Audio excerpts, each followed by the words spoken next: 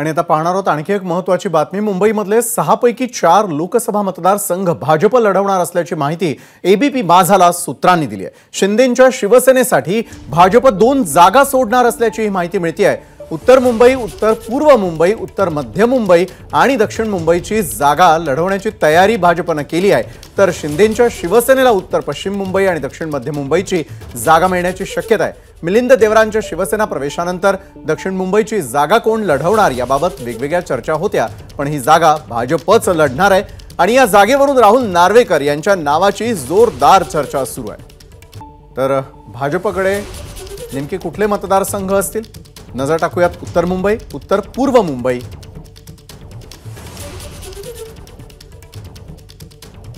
तर उत्तर मध्य मुंबई आणि दक्षिण मुंबई असेल भाजपकडे। मुंबईतले एकूण 4 मतदारसंघ भाजप लढवणार आहे, तर दुसरीकडे शिवसेना शिंदे गट यांच्याकडे असेल उत्तर पश्चिम मुंबई आणि दक्षिण मध्य मुंबई।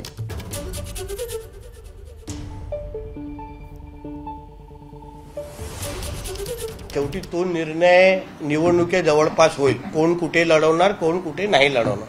पण एक मी तुम्हाला विश्वासाने सांगतो की अरविंद सावंत इथून परत निवडून येणार नाही।